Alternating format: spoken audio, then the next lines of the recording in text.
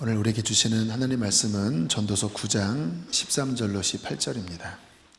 내가 또 해 아래에서 지혜를 보고 내가 크게 여긴 것이 이러하니 곧 작고 인구가 많지 아니한 어떤 성읍에 큰 왕이 와서 그것을 에워싸고 큰 흉벽을 쌓고 치고자 할 때에 그 성읍 가운데에 가난한 지혜자가 있어서 그의 지혜로 그 성읍을 건진 그것이라. 그러나 그 가난한 자를 기억하는 사람이 없었도다. 그러므로 내가 이르기를 지혜가 힘보다 나으나 가난한 자의 지혜가 멸시를 받고 그의 말들을 사람들이 듣지 아니한다 하였노라. 조용히 들리는 지혜자들의 말들이 우매한 자들을 다스리는 자의 호령보다 나으니라. 지혜가 무기보다 나으니라. 그러나 죄인 한 사람이 많은 선을 무너지게 하느니라. 아멘. 전도서가 지혜 문학에 속합니다. 그래서 지혜에 대한 이야기가 나오는데요.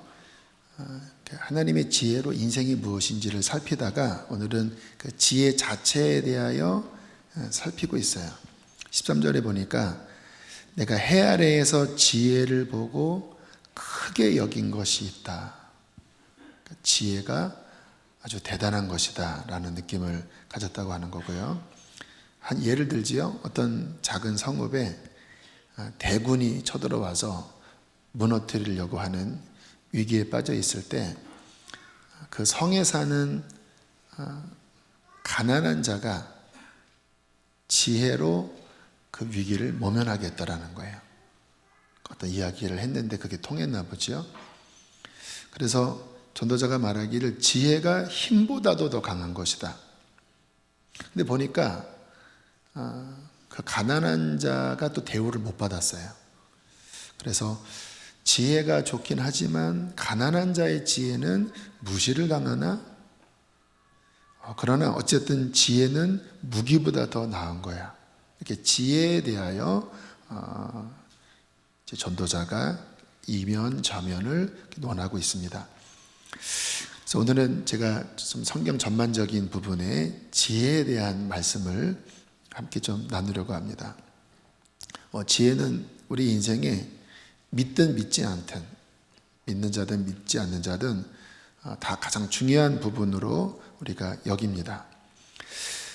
지혜가 왜 필요하냐면요, 우리 인생이 너무 복잡하기 때문에 그래요. 보통 바둑을 인생 같다, 그런 이야기를 하더라고요. 그 바둑판을 보면 가로 19줄, 세로 19줄에 그 안에 있는 점이 361개라고 합니다. 그렇게 많지 않은 것 같은데 경우의 수를 따져보면 이 경우의 수가 우주의 원자보다도 많대요. 지난번 알파고 이세돌 경기할 때 그런 얘기 한번 접했을 거예요. 그러니까 19 곱하기 19인데 한 돌마다 또 19 들어가니까 전체를 따지면 우주의 원자보다도 많은 경우의 수가 이 안에서 발생되기 때문에 이 바둑 돌 하나 도는 것이 우리의 인생과 비슷하다, 그렇게 이야기를 합니다. 그런데 우리 인생은 실은 바둑판보다 훨씬 많은 경우의 수, 변수가 있지요. 다양 복잡한 인간관계, 역시 시대에 따라 변하는 어떤 직업과 진로, 몇명되지 않지만 자녀 하나 다루는 것도 참 어려울 때가 많고, 더군다나 거기에 신앙 문제까지 들어가면 정말 그 복잡 다단한 경우의 수 속에서 우리의 인생의 돌을 어디에 두어야 할지 모르겠다 싶을 때가 너무너무 많아요. 그래서 많은 사람이 결정장애에 빠져 있습니다. 이리로 가야 되나? 눈이 오는데 교회 가야 되나? 코로나 바이러스가 돈다고 하는데 예배를 드려야 하나? 그냥 인터넷으로 드릴까? 참 늘 고민 속에 살아가요. 워낙 복잡하니까. 그러한 인생을 어떻게 잘 살 수 있을까요? 지혜입니다. 하나님은 지혜를 주심으로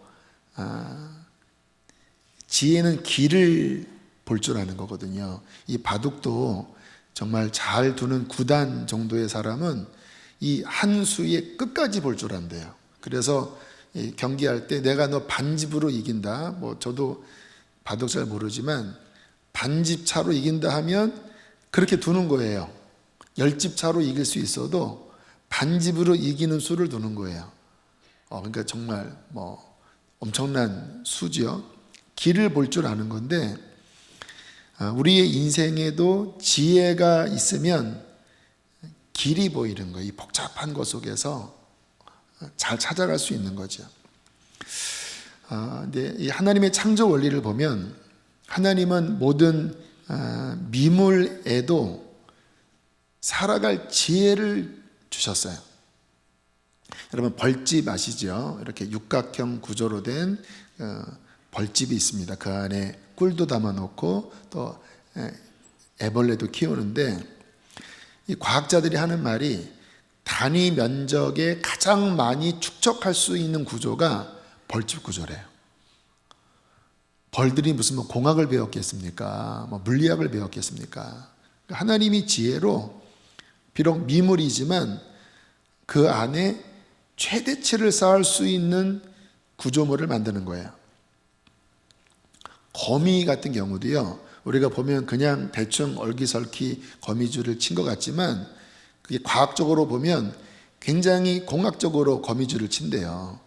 이렇게 어디에 지지대에 딱 걸리는 점, 또 이렇게 치다가 또 중간에 그 보조 또 줄, 그래서 이렇게 거미마다 각각 고유의 어떤 법칙으로 거미줄을 치는데 이 거미 유전자 안에 거미줄을 치는 그 방식에 대한 유전인자가 들어있대요. 그래서 거미마다 그 유전자대로 거미줄을 친다라는 거예요. 그러니까 이게 보면 창조입니다. 진화로서 그렇게 될 수가 없지요. 그러니까 하나님이 자연 미물 안에 지혜를 주셨고, 저는 이 자벌레라고 있어요. 요만큼 생긴 벌레인데 모양이 꼭 나뭇가지처럼 생겼습니다. 색깔도 그래요. 그래서 천적이 근처에 오면 나무에 붙어서 딱 가만히 있습니다. 그러면 옆에서 지나가도 잘 몰라요. 너무 똑같이 붙어 있으니까. 여러분, 걔네들에게 무슨 지성이 있고 무슨 뭐 배운 게 있다고 지나가네 가만히 있어야지. 그리고 내 몸의 색깔을 이제 나무 색깔로 만들어야지. 무슨 재주로 그렇게 합니까? 하나님이 만물 안에 지혜를 적당하게 부여하셔서 살 수 있게끔 그렇게 하신 게 창조의 원리인데, 특별히 인간에게는 더 많은 지혜를 주셨어요.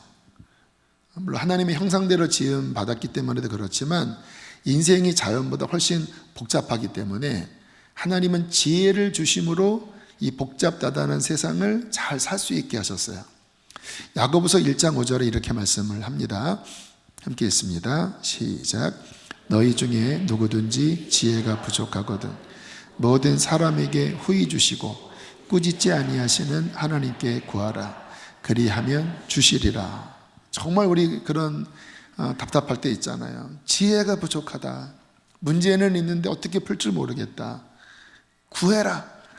모든 사람에게 후히 주시고. 왜요? 지혜의 하나님이시기 때문에 그 인생을 풀어갈 수 있는 지혜를 후히 주시고 꾸짖지 아니하시는 하나님이시다. 그분께 구하면 주신다고 약속을 하십니다.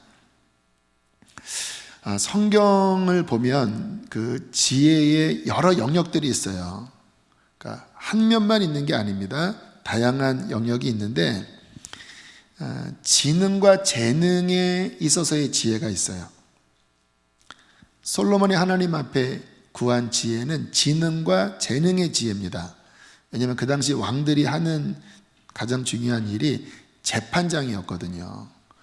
여러분, 자그마한 싸움도 이게 풀기가 쉽지 않아요. 근데 온 나라의 복잡한 문제를 가지고 왕 앞에 오는데 어떻게 풉니까? 그래서 나에게 깨닫는 마음, 깨닫는 지혜를 주셔서 바르게 판단하게 해주십시오. 근데 하나님이 지혜를 주셔서 재판만이 아니라 한 나라의 미래, 그 나라를 아주 부강하게 하는 그런 지혜를 얻었잖아요. 그래서 지혜가 있어야, 특별히 지도자들은 지혜가 있어야 그 백성 또 그 공동체를 잘 이끌 수가 있어요. 유다가 망하여 여러 사람들이 포로로 끌려갔는데 그 포로로 끌려간 땅에 내 소년이 하나님의 지혜를 받은 내용이 나와요. 다니엘서 1장 17절 함께 읽겠습니다. 시작.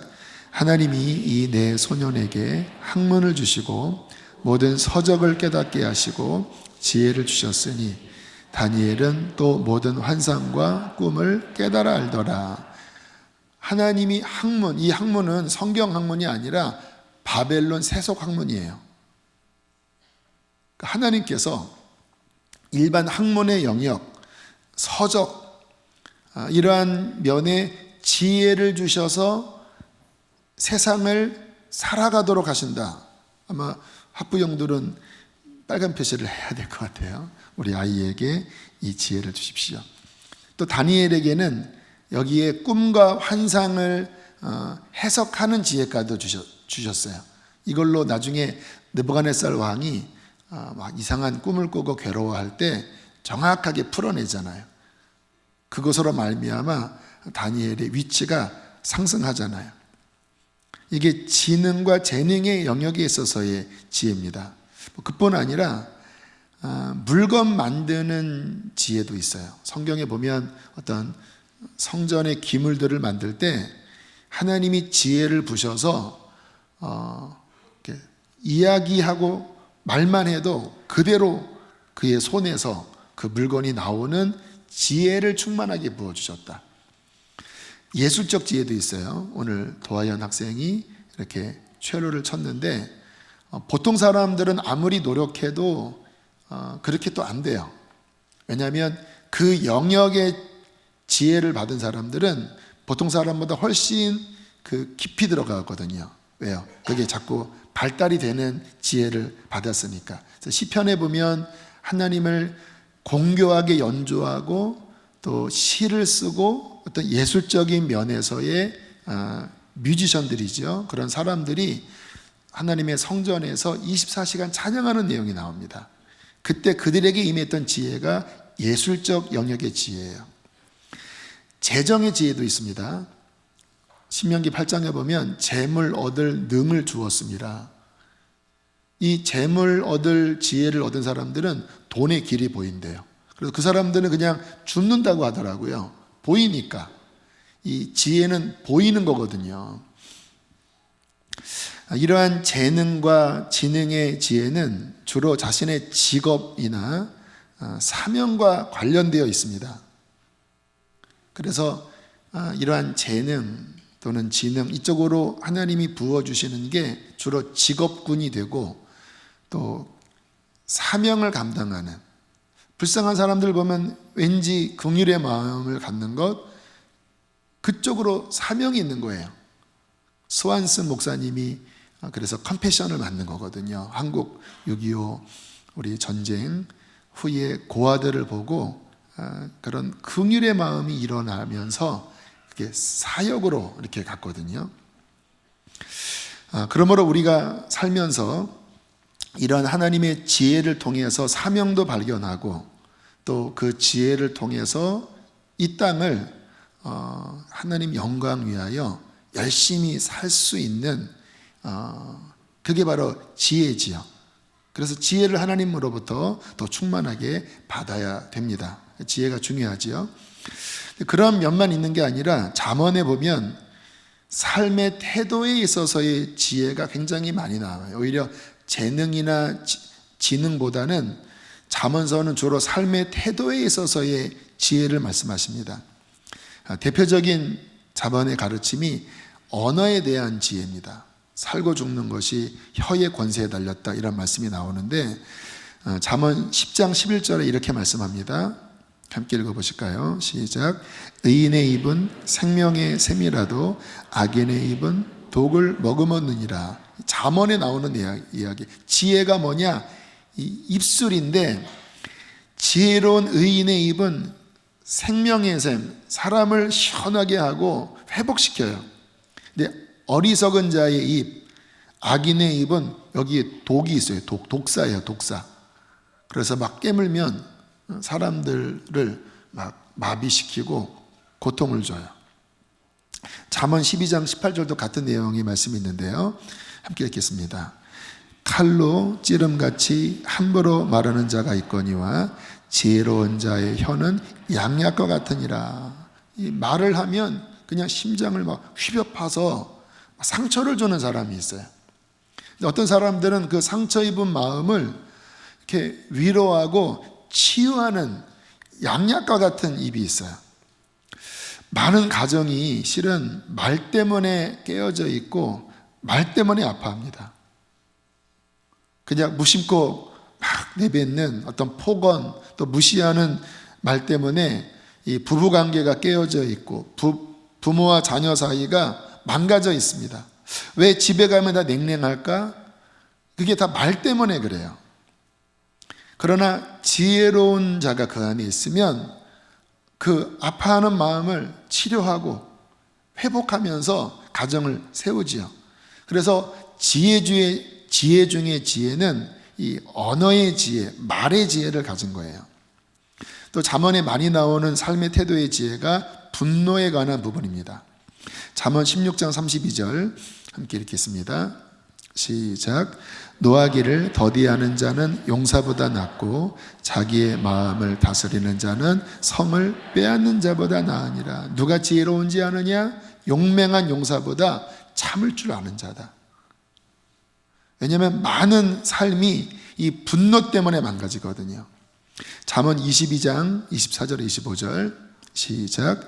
노를 품는 자와 사귀지 말며 울분한 자와 동행하지 말지니 그의 행위를 본받아 내 영혼을 올무에 빠뜨릴까 두려움이니라. 노를 품은 자, 울분한 자, 이게 지혜롭지 못하다라는 거예요. 왜냐하면 이게 전이가 됩니다.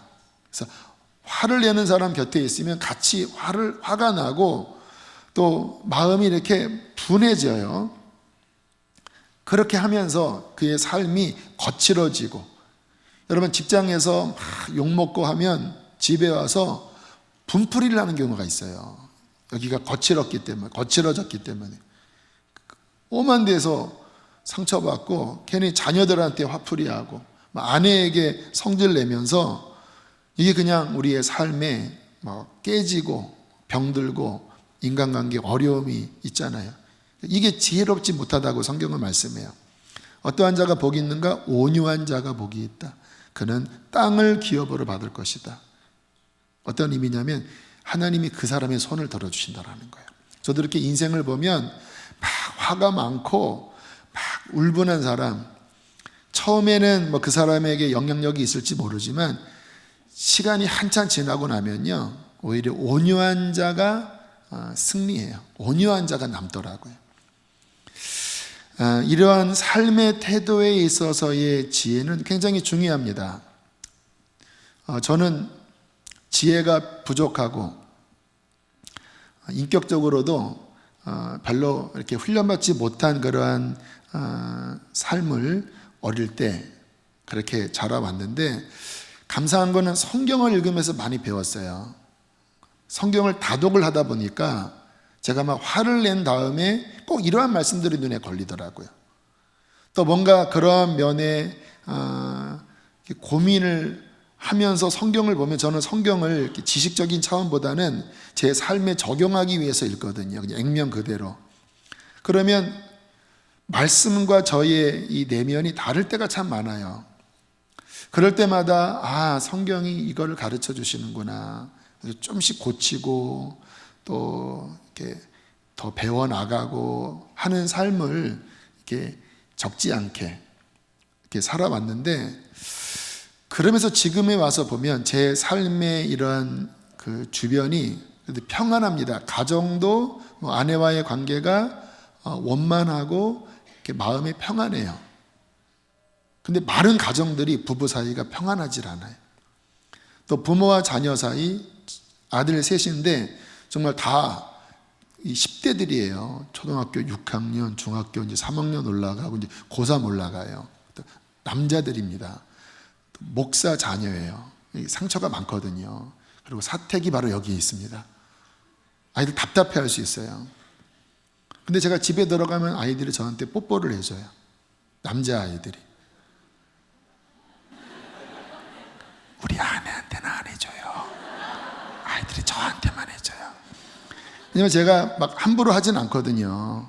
이렇게 말을 어떤 얘기 하다가 성경이 이렇게 말하지 말라고 그랬지. 그래, 이게 자녀들을 노엽게 하지 말라고 그랬지. 이게 이제 지혜거든요. 그러다 보니까 뭐 저도 실수할 때가 있죠. 그러면 뭔가 경색될 때 이 지혜는 길을 볼 줄 안다고 하는 거잖아요. 평안의 길. 이게 아니구나 하고는 다시 성경대로 이렇게 고쳐 나가면 삶이 평안해지더라고요. 그게 샬롬이거든요. 하나님은 우리에게 평안을 주길 원하시거든요. 그런데 그 지혜대로 행해야 평안이 옵니다. 이 세상을 만드신 근원자는 하나님이기 때문에 하나님의 지혜만 어떻게 사는 게 가장 최적할지를 배울 수 있는 거예요. 물론 일반 지식 중에서도 좋은 지식이 있지만 완전한 지혜는 말씀 안에 담겨져 있거든요. 그래서 왜 나의 삶에 이러한 평안과 안정이 있을까? 내가 그렇다고 인격적으로 훌륭한 사람도 아니고 뭐 리더십이 제대로 강한 사람도 아닌데, 그러고 보면 그와 같은 삶의 태도에서의 지혜가 제 삶에 이렇게 장착되면서 그냥 말씀대로 살려고 했던, 물론 시행착오도 있었지만 그러한 삶 속에서 나의 삶의 이런 영역들이 이렇게 평안함 중에 다스려지게 됐구나. 그래서 성경은 지혜를 얻으라 라고 말씀을 하는 거예요. 그러니까 좋은 머리 이런 것만이 아니라 진짜 중요한 지혜를 얻어라. 잠언 3장 13절로 18절 제가 한번 읽어볼게요. 지혜를 얻은 자와 명철을 얻은 자는 복이 있나니 이는 지혜를 얻은 것이 은을 얻는 것보다 낫고 그 이익이 정금보다 나음이니라. 지혜는 진주보다 귀하니 내가 사모하는 모든 것으로도 이에 비교할 수 없도다. 그의 오른손에는 장수가 있고 그의 왼손에는 부귀가 있나니. 17, 18절은 여러분들 읽어주시겠습니다. 시작. 그 길은 즐거운 길이요 지혜는 그 얻은 자에게 생명나무라. 지혜를 가진 자는 복되도다. 지혜가 있으면 금보다 낫다라는 거예요. 여러분, 돈이 많아도 가정이 깨어져 있으면 행복합니까?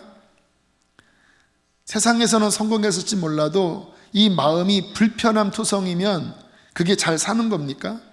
근데 지혜를 얻으면 이 삶이 두루두루두루 안정적으로 된다는 거예요. 그래서 17절에 그 지혜의 길은 즐거운 길이요 그 지름길은 평강이니라. 이 지혜를 얻은 자에게 생명나무라. 여러분, 창세기에 보면 그 동산 중앙에 생명나무를 먹을 때 진짜 사는 거거든요. 근데 지혜를 얻으면 그와 같은 영원히 사는 그 인생이 생명으로 충만한 에덴의 원형의 회복과 같은 축복이 있다라는 거예요. 근데 지혜의 부족으로 말미암아 인생이 이렇게 충만함으로 가는 게 아니라 자꾸 이렇게 뭔가 이렇게 묶이고 그리고 불편해지고 고통스럽게 되는 거죠. 또 잠언에 나오는 중요한 지혜가 거룩과 성결에 있어서의 지혜입니다. 잠언 1장부터 9장까지 보면 이 성의 순결, 가정의 순결에 대해서 굉장히 강조해요. 한번 오늘 가서 읽어보세요. 이렇게 계속 읽다 보면 이 성에 대한 이야기를 강조하고 있는데 몇 군데를 좀 추려보면요. 잠언 5장 18절로 21절을 좀 요약했습니다. 함께 읽습니다. 시작. 내가 젊어서 취한 아내를 즐거워하라. 내 아들아, 어찌하여 음녀를 연모하겠으며 어찌하여 이방 계집의 가슴을 안겠느냐. 대저 사람의 길은 여호와의 눈앞에 있나니 가정을 지켜라. 내 배우자에게 충실해라. 너의 길이 여호와의 눈앞에 있느니라. 사람이 안 본다고? 들키지 않았다고? 아니, 너의 길이 여호와의 눈앞에 있느니라. 그러면서 6장 32절 37절에는 이렇게 33절에 이렇게 말씀합니다. 시작. 여인과 간음하는 자는 무지한 자라.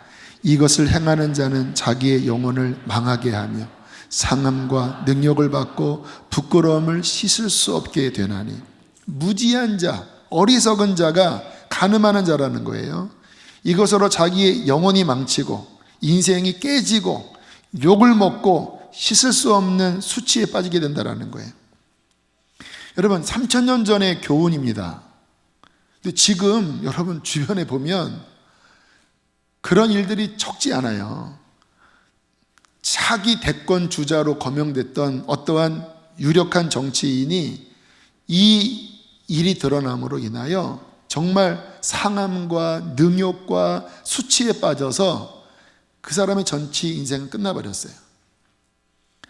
막 잘 나가는 연예인, 이 프로그램 당신이 MC 해야 합니다, 막 그렇게 갈채를 받다가 갑자기 몇 년 전에 노래방에서 성추행했던 이게 드러남으로 말미암아 저 사람 앞뒤가 다른 사람이네, 모든 방송 하차, 한 방에 훅 가버린 거예요. 고개를 들 수 없는 어제의 영광이 오히려 수치가 돼버린. 그러니까 이게 지혜가 없어서 그런 거예요. 이와 같은 실제적인 지혜의 말씀, 어떻게 사는 것이 평온하고 안전한지에 대한 이러한 말씀들이 성경에 계속 나옵니다. 그러니까 신앙생활은 결국 이 지혜를 배워 나가는 거거든요. 그리고 그 지혜의 길을 따라갈 때 안전하고 평안하게 된다라고 하는 것. 저는 우리 사랑하는 성도님들에게 이 지혜가 더 부어지게 되기를 축복합니다. 자, 근데 오늘 설교 주제가 불완전한 지혜, 완전한 지혜. 물론 지금까지 제가 드린 이 지혜가 불완전한 지혜라고 하기에는 좀 그래요. 그러나 불완전합니다. 왜 불완전한지는 제가 완전한 지혜와 비교해서 말씀을 드릴게요. 지금까지 말씀드린 지혜는 분명히 선하고 또 좋은 결과를 가져오기는 하지만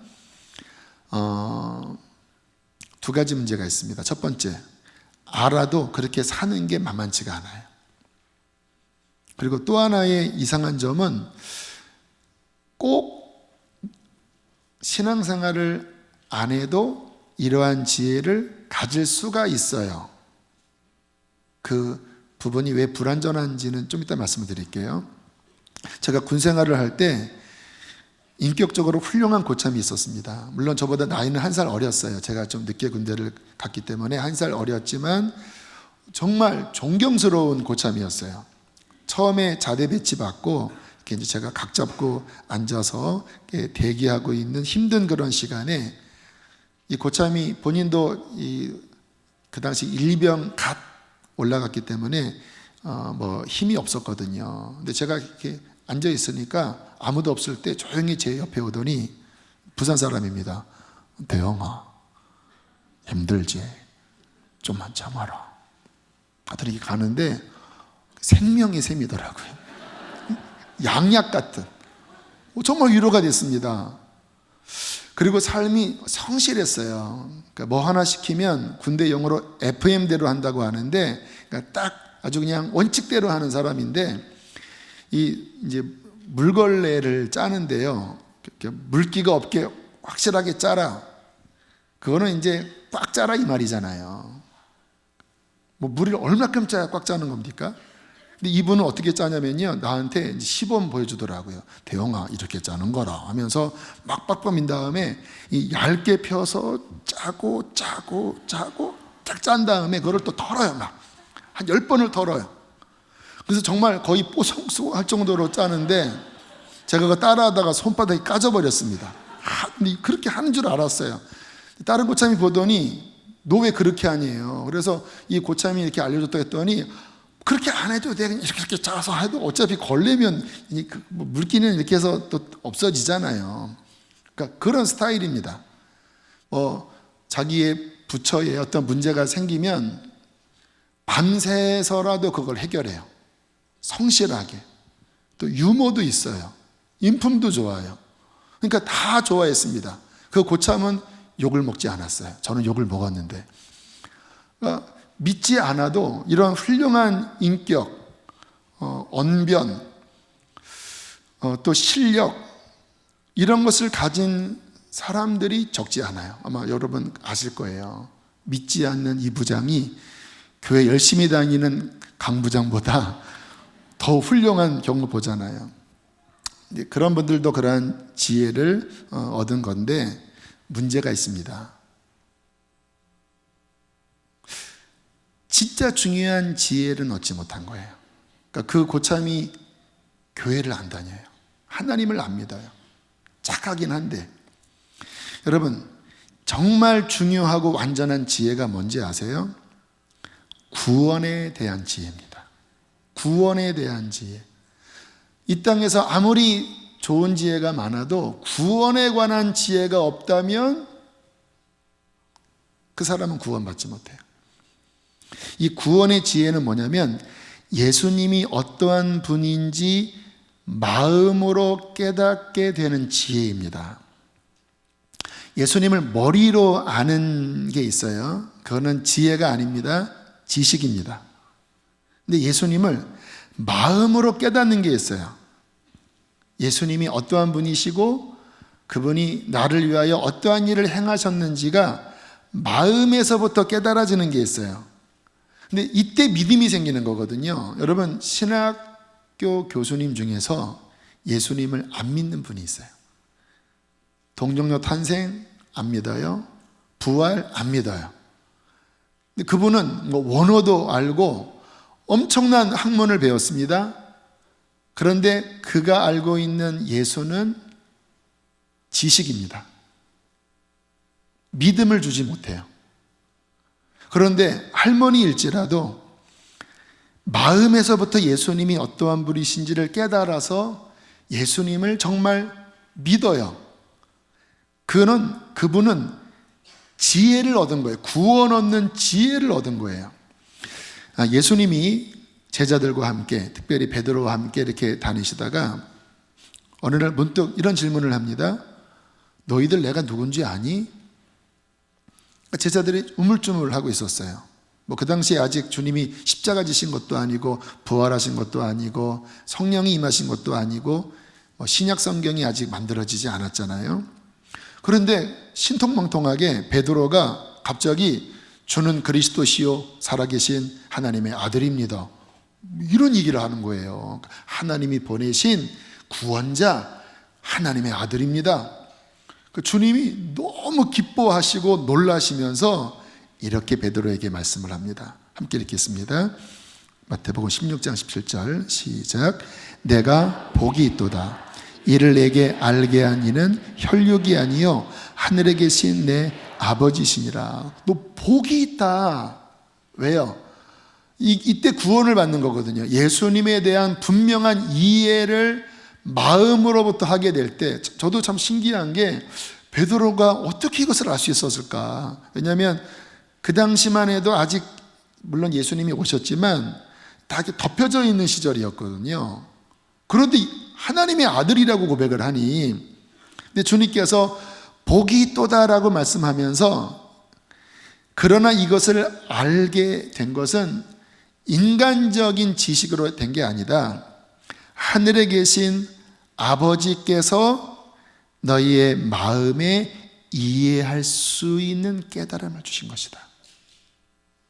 여러분, 이것이 신앙생활의 핵심입니다. 저는 어떤 것들을 자주 보냐면요, 머리로 알고 있는, 특히 모태신앙 중에서 머리로는 다 아는데 마음에서 깨달아지지 못하는 답답해하는 분들을 자주 봐요. 그러한 분들은 영적 변화가 안 일어납니다. 교회 생활은 하고 성경 지식은 알고 있지만 영적 변화가 일어나야 되잖아요. 하나님과 막 소통도 되고 하나님의 어떤 감동도 받고 정말 주님의 음성도 듣고 뭔가 깊은 것이 깨달아지고 이 영적인 변화가 일어나야 그게 신앙생활이잖아요. 하나님이 영이시니까. 이게 안 일어나요. 왜? 지식 가지고는 안 되거든요. 그랬던 분이 어느 날 갑자기 뭐 제자 훈련을 한다던가 뭐 어떤 예배를 드린다던가 또 말씀을 배우다가 갑자기 여기서 깨달아진 거예요. 그동안 머리로 다 알고 있었는데 이게 안 되다가 갑자기 마음에서 깨달아지면서 눈물을 흘리기 시작하는 겁니다. 그전에는 그냥 드라이 하거든요. 너무 잘 수백 번 들었으니까. 근데 마음에서부터 예수님이 어떠한 분이고 나를 사랑하여 이 땅에 오시고 그분이 어떻게 나를 위하여 희생하셨고 부활하셨는지가 마음에서 이해되어지면서부터 회개가 터지기 시작해요. 그 전에 회개는 진짜 마른 수건 짜내는 것처럼 너무 도덕적이고 율법적인 회개예요. 막 억지로. 그런데 마음에서부터 깨달아지면 내가 진짜 죄인이었구나.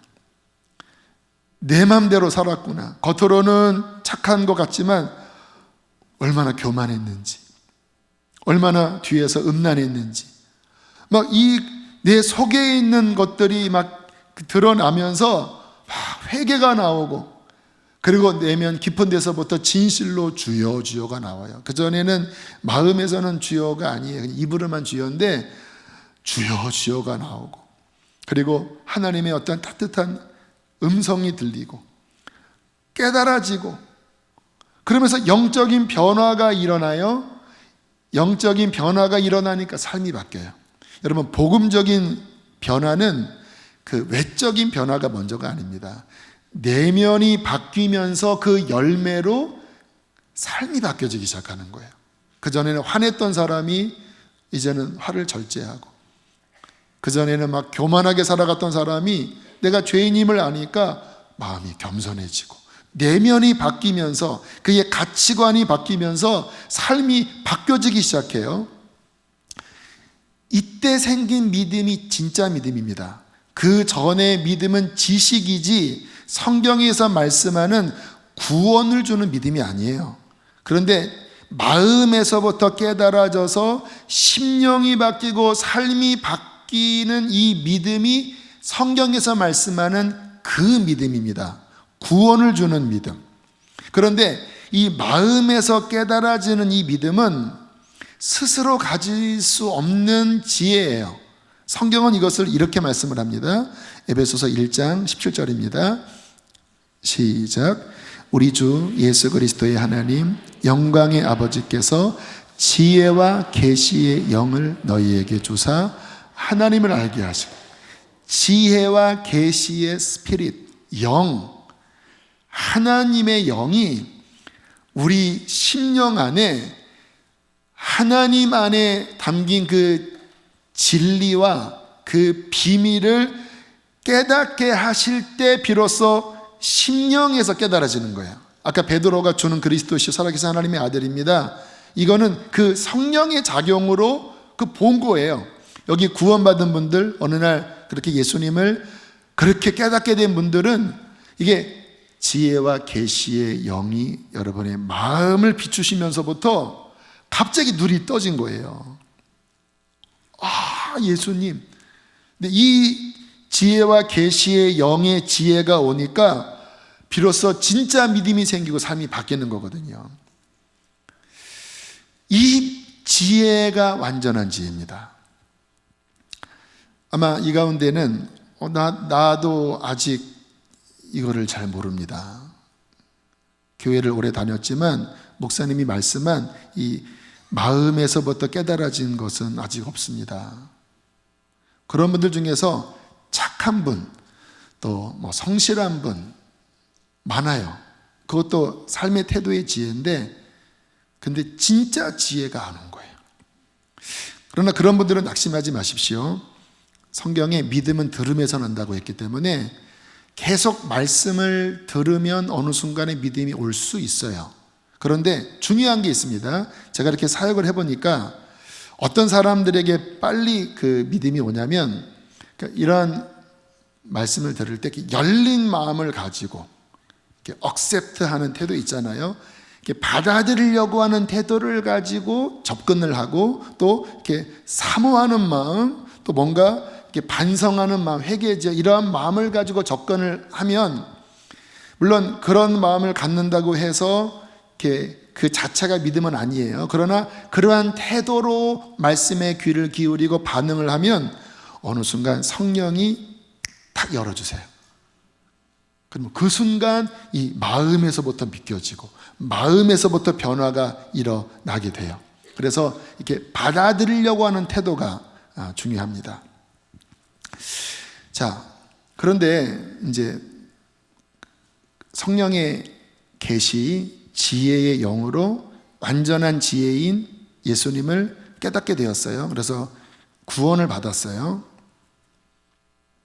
그러면 완전한 지혜니까 문제가 없는가? 그렇지가 않아요. 그렇게 예수님을 만났는데도 여전히 삶이 변화되지 않는 영역이 있어요. 실은 제가 그랬거든요. 여전히 죄에 넘어지는 부분이 있고, 또 삶의 어떤 문제를 만나면 힘들고 마음이 갈급하고, 그래서 제가 내가 주님 만났는데 분명히 내가 성령도 받고 은혜도 받았는데 왜 나는 여전히 힘들지? 제가 아까 완전한 지혜라고 했잖아요. 근데 불완전한 것 같은 거예요. 여기 그런 분들 많아요. 그러면 완전한 지혜를 받아서 예수님을 믿었는데 그 후에도 해결되지 않으면 그럼 이제 천신보살에게 가야 합니까? 보면 막 그런 금방 신내림 받은 따끈따끈한 무당 이런 프레카드도 붙어 있던데, 제가 그런 고민 가운데 있을 때 주님이 지혜를 주시더라고요. 어떤 지혜냐면 예수를 봐라. 예수를 봐라. 골로새서 2장 9절로 10절 말씀 함께 읽어보시겠습니다. 시작. 그 안에는 신성의 모든 충만이 육체로 거하시고 너희도 그 안에서 충만하여졌으니 그는 모든 통치자와 권세의 머리시라. 그러니까 제가 막 답답해하고 왜 죄가 안 이겨질까? 왜 이렇게 나는 힘들까? 막 그러고 있을 때 주님이 또 다른 지혜를 가르쳐 주신 게 아니라 내가 만난 그 예수님을 더 깊이 보라고 말씀을 하신 거였어요. 이렇게 말씀을 하신 것 같았습니다. 예수 안에 신성의 모든 충만함, 뭐냐면 하나님의 그 생명력, 그 하나님의 모든 풍성한 능력이 죽으시고 부활하신 예수 안에 차고 넘친다. 10절에 보면 너희도 그 안에서 충만하여졌으니, 그러니까 우리가 처음 예수님 믿을 때 그 십자가와 부활, 나를 향한 그 사랑을 깨닫고 죄에서 벗어나 거듭난 거거든요. 그러면 이 거듭난 후에 또 여전히 옛 자아와 또 씨름하고 또 삶의 여러 문제 속에서 연약함과 부족함에 부대끼잖아요.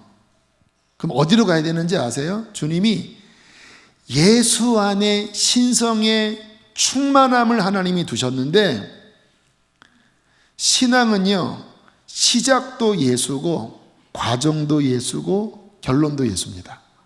그러니까 예수님으로 구원받은 다음에 이제 어떻게 이기느냐, 여기 요즘 하나님이 주신 워딩이 십자가를 가까이 하라, 이 십자가거든요. 그래서 프레카드 만들어 놨는데, 저는 여전히 지금도 연약합니다. 여전히 제 안에 죄성이 드글드글거려요.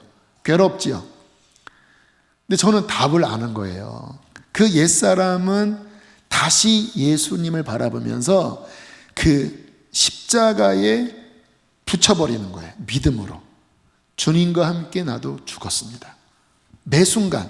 제가 이 교회 오래 다닌 분들 보면 좀 답답한 게, 그 훈련할 때, 간증할 때는 막 그 진리를 이야기하는데, 막상 그 삶의 현장에서 어떤 문제가 드러날 때 이때 복음을 안 붙잡더라고요. 예수님을 안 붙잡더라고요. 왜? 지혜가 열렸긴 했지만 더 깊어지지 않은 거예요. 근데 저는 주님께서 답을 주셨어요. 모든 실패, 연약, 십자가로 가라. 그래서 매 순간 저는 십자가를 끌어안아요. 그래서 예배 때도 자주 막 괴로우면 저 말씀을 봐요. 근래에 주님, 십자가를 품겠습니다. 나는 주와 함께 죽었습니다. 근데 죽음이 결론은 아니잖아요.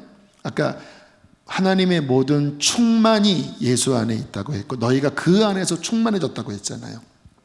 아까 제가 그 전반부에 나온 그 불완전한 지혜가 왜 부족한지 그 이유는 알아도 살 수 있는 힘이 없는 게 한계입니다. 가정을 잘 지키고 말 잘해야 되고 그리고 성적 순결을 지켜야 된다라고 하는 것은 보편적인 이해입니다. 근데 이 속에 있는 죄성이 그렇게 못 살게 하잖아요. 그러니까 넘어지는 거 아닙니까? 그래서 알아도 그 본성이 살 힘이 없는 거예요. 그래서 불완전한 지혜입니다. 근데 복음은 무엇입니까? 예수님이 그렇게 살 수 있는 부활의 능력을 우리 속에서 주신다라는 거예요. 그게 너희도 그 안에서 충만해졌다가 그 말이에요. 내가 예수님 믿고 거듭났어요. 여전히 연약함이 있어요. 그때마다 다시 십자가와 연합하고 그러나 내 안에 부족해요. 어떻게 해야 됩니까? 주님, 주는 나의 힘이십니다. 주님, 주님으로 채워주십시오. 주님, 주님만이 나의 답입니다. 오늘 새벽에도 제가 그렇게 했습니다. 금요일, 토요일 막 밤새고 막 여러 가지 복잡함 속에 막 힘들더라고요. 주님, 주님을 주십시오. 설교 준비하다가 다 덮어버리고 한 10분, 15분간 주님, 주님께로 갑니다. 그렇게 기도하면 너무 좋아요. 왜냐하면 완전한 답을 알고 있으니까. 하나님이 주신 완전한 지혜는 예수 그리스도입니다. 처음도 예수, 과정도 예수, 끝도 예수. 그래서 이 예수님에 대한 지혜가 풍성할수록 그 사람은 이깁니다. 저는 우리 사랑하는 성도들이 그 앞부분에 이야기한 여러 삶의 지혜를 배우지만 그러나 그것을 내 힘으로 지키려고 하면 율법주의로 가요. 또 안 돼요. 그런데 그와 같은 지혜가 완전한 지혜이신 예수님께로 와서 나의 연약함을 십자가와 연합하고 그분 안에 있는 생명을 내 것으로 취하고 예수님, 오늘도 나를 채워주십시오. 실패할 수 있죠. 그게 나의 결론이 아니잖아요. 왜? 십자가와 부활이 있으니까 또 예수님, 나를 일으켜 주십시오. 나를 채워주십시오. 그래서 주의 뜻대로 행하게 하여 주십시오. 그러면요 막 부어지는 거예요. 할렐루야. 주님의 생명이. 그래서 성경의 완전한 지혜, 진짜 지혜는 예수십니다. 그래서 이 예수에 대한 것을 깊이 이해하는 것, 깊이 깨닫는 것, 그것을 믿는 것, 여러분 이 지혜가 우리 안에 충만할 때 세상이 빛이 될 것입니다. 할렐루야. 이 지혜가 있게 되기를 축복합니다. 함께 우리 시간 찬송가 예수로 나의 구주 삼고 찬양하시면서 이 예수님에 대한 믿음의 입술의 고백으로 나가시겠습니다.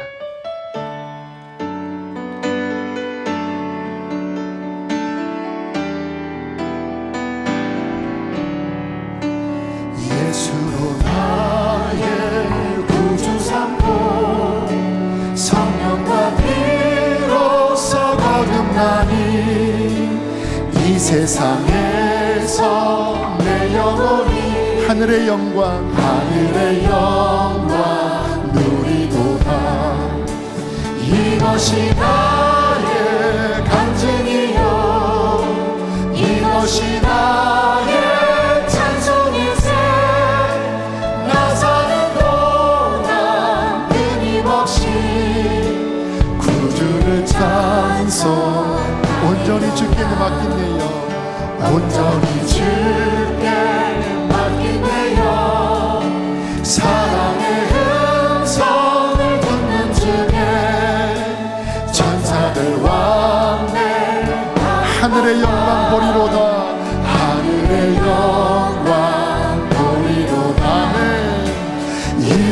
이것이 나의 간증이요 이것이 나의 찬송이세 나 사는 동안 끊임없이 구주를 찬송하리 주 안에 기쁨 누림으로 주 안에 기쁨 누리므로 마음의 풍랑이 잔잔하니 마음의 풍랑이 잔잔하니 세상과 나는 간 곳 없고 세상과 나는 간 곳 없고 구속한 주만 보이도다 이것이 나의 간증이요 이것이 나의 찬송일세 나 사는 동안 끊임없이 구주를 찬송 우리 주님 바라보시며 뭐 3번 더 이것이 나의 이것이 나의 간증이요 이것이 나의 찬송일세 나 사는 동안 끊임없이 구주를 찬송하리로다 여기 지금 힘든 분들이 계십니까? 왜 내 삶은 이렇게 꼬여 있을까? 모든 관계가 왜 다 깨어져 있을까? 내 인생의 이러한 문제 속에 어떻게 나가야 될지 모르겠다. 지혜를 구하십시오. 후히 주시고 꾸짖지 아니하시는 하나님께서 주실 것입니다. 근데 참된 지혜는 뭐라고요? 예수를 아는 지혜입니다. 성령님, 내게 이 상황에서도 예수님을 가르쳐 주십시오. 주님의 마음을 알게 하시고 더 주님의 능력을 알게 하셔서 예수로 이기게 하여 주시옵소서. 우리 주여 한번 부르시고 기도하시겠습니다. 주여 할렐루야. 살아계신 하나님 감사합니다. 예수를 힘써 알라. 예수 안에 모든 지혜와 모든 지식의 보화가 담겨져 있느니라.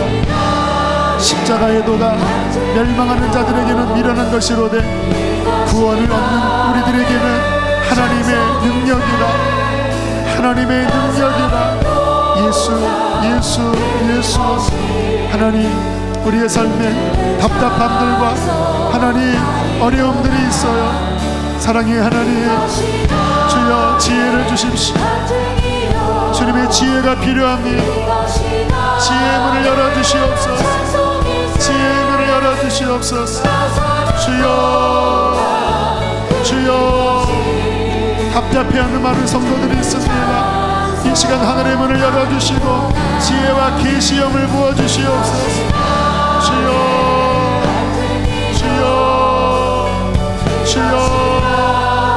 열어주시옵소서. 지혜가 있을지어다 지혜를 구하라. 우리 이 시간 한 번 더 기도할 때 가정에 여러분의 인생이 이렇게 꼬여있고 깨어져 있는 그런 아픔이 있는 분들이 이곳에 적지 않게 계십니다. 왜 그랬을까요? 누구 탓만일까요? 그 사람 때문일까요? 나에게 지혜가 없었기 때문도 있습니다.